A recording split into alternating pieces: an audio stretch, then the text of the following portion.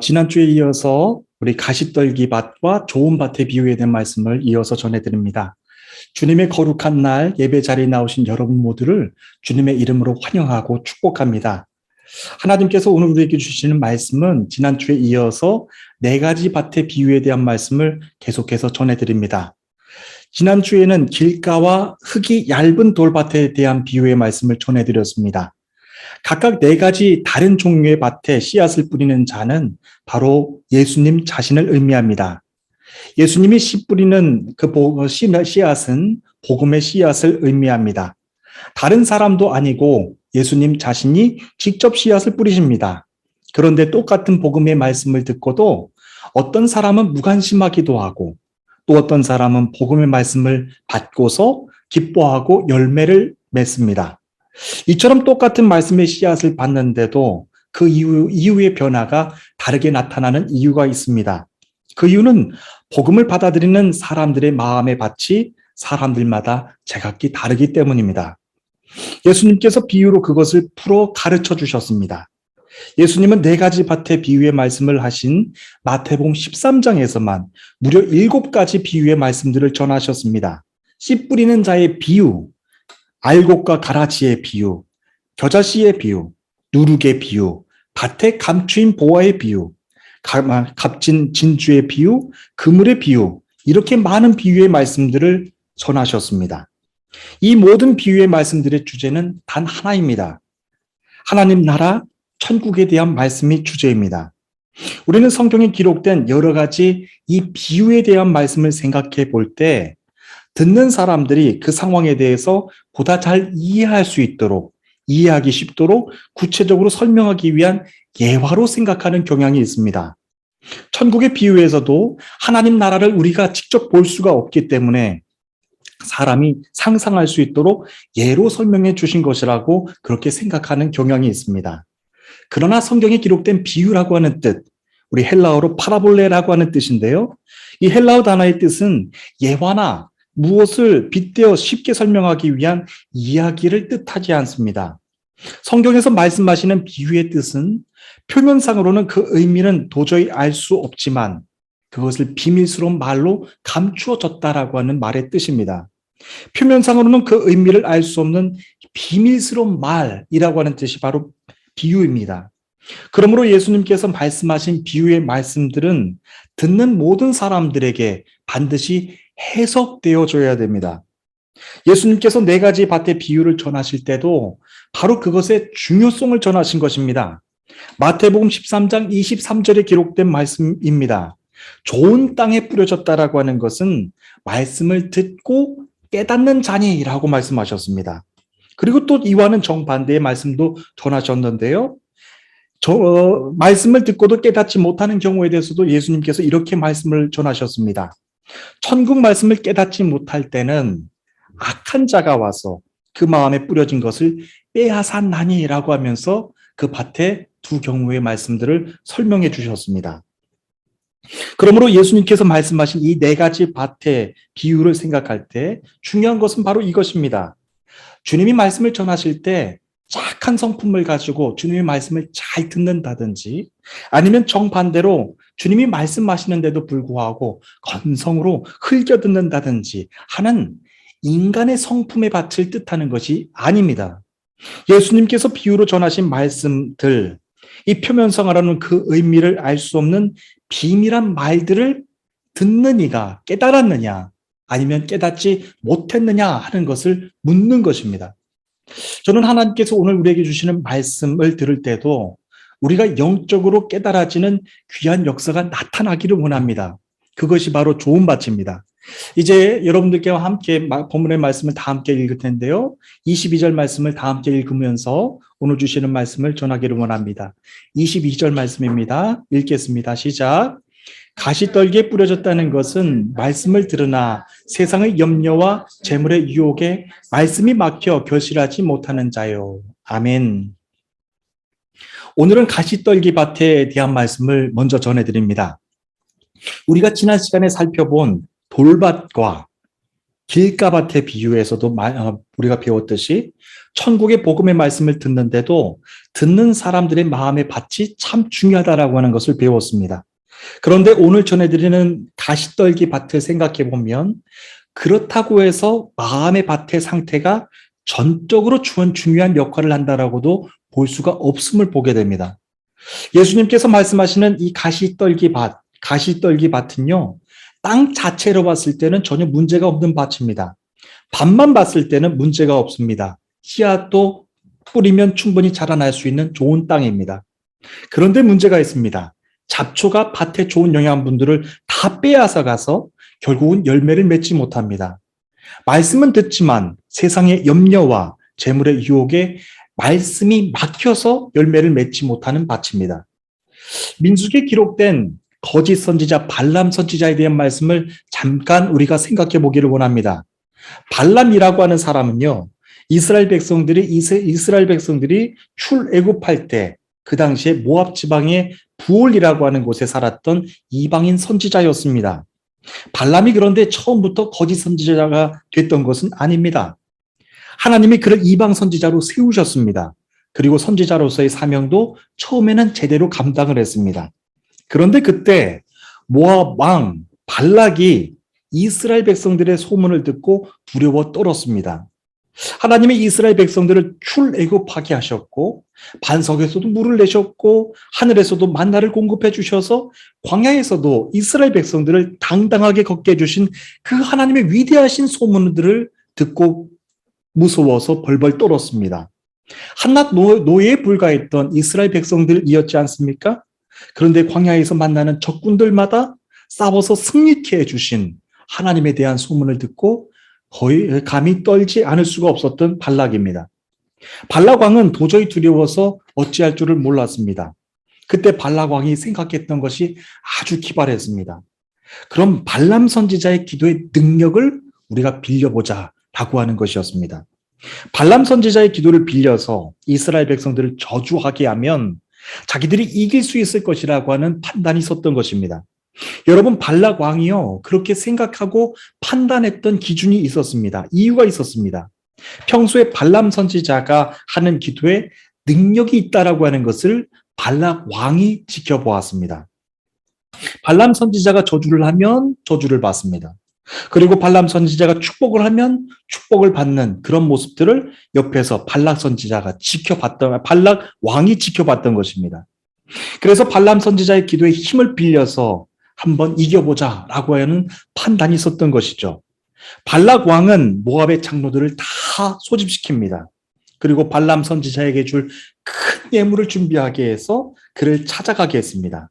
와서 한 번만 이스라엘 백성들을 저주하게 해주십시오 라고 하는 부탁을 하기 위해서였습니다. 그때 발람 선지자의 마음이 그들이 보여준 금과 은과 보화를 보고서 서서히 움직이기 시작합니다. 아마도 그 재물의 크기가 어마어마하게 컸을 것입니다. 그 자리에서 발람 선지자는 하나님께 거짓 기도를 드려서 결국은 타락하게 됩니다. 발람 선지자는 이스라엘 백성들을 저주하면 안 된다라고 말씀하셨던 하나님의 뜻을 분명히 알고 있었던 사람입니다. 하지만 한 번 재물에 미혹된 발람 선지자의 마음은 다시 돌이킬 수가 없었습니다. 결국 발람 선지자는 악한 꾀로 이스라엘 백성들을 타락하게 할 방법을 발락 왕에게 일러줍니다. 이스라엘의 남자들이 모압 여자들과 음행을 저지르게 해서 하나님의 진노를 사게 만드는 것입니다. 발람 선지자의 방법은 기발했습니다. 하지만 사람의 마음을 꿰뚫고 보시는 하나님께서 재물을 보고서 먼저 타락했던 발람의 중심, 그 타락한 중심의 마음을 보셨습니다. 발람은 결국 하나님의 심판을 받고서 비참하게 최후를 맞게 됩니다. 죽었습니다. 베드로후서 2장에서는 발람 선지자에 대해서 이렇게 기록합니다. 그는 불의의 삭슬 사랑하다가 자기의 불법으로 말미암아 책망을 받되 말하지 못하는 나귀가 사람의 목소리로 말하여 이 선지자의 미친 행동을 저지하였느니라. 이 사람들은 물 없는 샘이요 광풍에 밀려가는 안개니 그들을 위하여 캄캄한 어둠이 예비되었느니라. 하나님께 세움을 받았지만 결국에는 거짓 선지자로 버림을 받았던 발람이 주는 교훈입니다. 믿음의 사람들이 교회 안에 있을 때는 하나님의 말씀이 충만하고요. 평안이 있고 기쁨이 있습니다. 하지만 그와는 동시에 믿음의 사람들은 세상 유혹 가운데 항상 노출되어 있습니다. 돈의 유혹, 명예의 유혹, 출세 유혹이 날마다 믿음의 사람들의 삶을 따라다닙니다. 거기에 발람 선지자가 이스라엘 백성들을 아주 쉽게 넘어뜨리게 했던 방법처럼 성적인 음란과 음행이 현대 믿음의 크리스찬들을 항상 따라다닙니다. 발람 선지자도 이스라엘 백성들을 저주하지 말라고 하셨던 하나님의 말씀을 들었기 때문에 물질을 보고도 한 번에는 넘어가지 않았습니다. 그런데 그 다음에 더 큰 재물을 가져다 주니까 그때는 도저히 넘어가지 않을 수가 없었습니다. 예수님께서 비유로 말씀하신 이 가시떨기 밭이 바로 이런 경우입니다. 밭 자체는 문제가 없습니다. 씨앗을 심으면 싹이 자라납니다. 그런데 문제가 있습니다. 가시떨기가 싹이 더 이상 자라나지 못하도록 기운을 막아버립니다. 예수님은 가시떨기 비유에 대해서도 이렇게 해석해 주셨습니다. 말씀은 들으나 세상의 염려와 재물의 유혹에 말씀이 막혀 결실하지 못하는 자라고 말씀해 주셨습니다. 예수님께서 비유로 말씀하셨던 길가밭, 돌밭, 그리고 가시떨기 밭을 생각하면서 천국에 대해서 깨닫게 되는 것 한 가지가 있습니다. 농부는 좋은 밭에만 씨앗을 뿌리지 않는다는 것입니다. 농부가 그렇게 하는 이유가 무엇일까요? 농부가 만약에 좋은 밭을 알았다면 그곳에만 씨앗을 뿌리면 더 풍성한 열매를 맺을 수 있을 것입니다. 하지만 농부는 오늘도 길가밭에도 돌밭에도 심지어는 가시떨기 밭에도 씨앗을 뿌립니다. 여러분, 그것이 예수님이 말씀하신 천국의 비유를 깨닫는 중요한 키워드입니다. 만약에 예수님이 말씀하신 네 가지 밭의 비유가 단지 사람의 마음의 반만 설명하기 위한 것이었다면요, 성경은 철저하게 인본주의적인 글로만 끝을 맺게 될 것입니다. 사람의 성품이나 마음의 밭은 큰 이변이 없는 한 그가 태어나면서부터 정해져 있기 때문입니다. 그리고 큰 이변이 없는 한 그가 태어나면서 정해졌던 그 마음의 성품은 평생을 따라다닙니다. 여러분, 야곱은요, 태어나면서부터 형의 뒤꿈치를 붙잡고 태어났던 사람입니다. 아주 욕망이 많았고 욕심이 가득했던 사람입니다. 그렇게 태어났던 야곱은 평생을 살면서도 사람을 속이고 자기 욕심을 채웠던 사람이었습니다. 그는 어떤 일을 당해도 하나님을 먼저 찾는 사람이 아니었습니다. 자기 깨와 자기 지혜로 꼬인 문제들을 풀다가도 걱정하고 염려하고 그 문제를 도피하는, 도망치는 그런 사람이었습니다. 야곱의 마음의 밭이야말로 가시떨기 밭에 비유할 수가 있을 것입니다. 하지만 하나님은 야곱의 마음의 밭에도 말씀의 씨앗을 뿌리셨습니다. 그리고 그를 자라나게 하셨고 이스라엘 백성들을 축복하는 아버지로 그를 세워주셨습니다. 하나님께서 그의 마음의 밭에 그 말씀의 씨앗을 뿌려주셨기 때문입니다. 예수님이 십자가에 못 박혀 죽으시고 무덤에서 부활하셨습니다. 그리고 주님이 약속하신 보혜사 성령이 오셔서 성령이 역사하시는 성령의 시대 가운데서 우리가 살아가고 있습니다. 여러분, 신약 성경의 3분의 2 이상을 기록한 사도 바울을 가리켜 우리는 성령의 사람이라고 부릅니다. 하지만 그를 성령의 사람으로 세워주신 분도 하나님이셨습니다. 사도 바울이 성령의 사람으로 세움을 받기 전에 그는 이 네 가지 밭 가운데 어떤 밭이었을까요? 십자가의 예수 그리스도를 만나기 전 사도 바울은 좋은 밭이 결코 아니었습니다. 복음의 씨앗을 심으면 심는 대로 다 튕겨나가는 아주 딱딱한 돌짝 밭이었습니다. 그리고 말씀의 씨앗을 심어도 새들이 다 와서 쪼아먹는 생명의 말씀을 전혀 담지 못하는 길가 밭이었습니다. 그랬던 사도 바울이었는데요, 농부이신 예수님은 바울의 마음의 밭도 포기하지 않으시고 계속해서 말씀의 씨앗을 심어주셨습니다. 여러분, 이것은 무엇을 의미할까요? 밭은 사람의 마음의 밭을 의미하는 것이지만 생명의 말씀의 씨앗은 능력이 있어서 죽었던 밭 아래로 심겨져서 생명이 자라나게 해주시고 열매를 맺게 해주신다라고 하는 것입니다. 그래서 농부는 오늘도 모든 마음의 밭을 알면서도 그 마음의 모든 밭 위에 씨앗을 뿌려주십니다. 생명의 말씀이 그의 안에 심겨져서 그의 굳었던 지성과 지식을 변화시키시고 살아계신 하나님, 나를 창조하신 하나님을 아는 데까지 지혜와 지식을 자라나게 해주시기 위해서 그렇게 하시는 것입니다. 저는 오늘 이 시간 말씀에 의지해서 간곡하게 여러분들에게 축복합니다. 여러분 모두가 변하지 못하고 깨닫지 못하고 내 굳은 마음의 밭을 보면서 상심하지 않으시기를 바랍니다. 농부이신 예수님께서 오늘 이 시간에도 생명의 말씀을 우리 모든 마음의 밭에 뿌려주고 계시기 때문에 그렇습니다. 내가 변화되는 건요, 내 이성과 내 고집과 내 계획으로 변화되는 것 아닙니다. 오늘도 내 마음의 밭, 정말로 길가밭이고 돌짝밭이고 가시떨기 밭인데도 불구하고 생명의 말씀을 심겨주시는 예수님이 계시기에 오늘도 나는 변화될 수 있다라고 하는 것입니다. 생명을 잉태케 해주시고 나를 통하여서 또한 생명의 말씀을 또한 확장해 나가시는 하나님의 은혜 가운데 감사하시는 오늘 이 예배 시간이 되기를 간절히 축복합니다. 이제 예수님이 말씀하신 마지막 한 가지 비유의 말씀이 남았습니다. 바로 좋은 땅의 비유입니다. 우리 다 함께 23절 말씀을 읽어주시면 감사하겠습니다. 23절입니다. 읽겠습니다. 좋은 땅에 뿌려졌다는 것은 말씀을 듣고 깨닫는 자니 결실하여 어떤 것은 100배, 어떤 것은 60배, 어떤 것은 30배가 되느니라 하시더라. 아멘.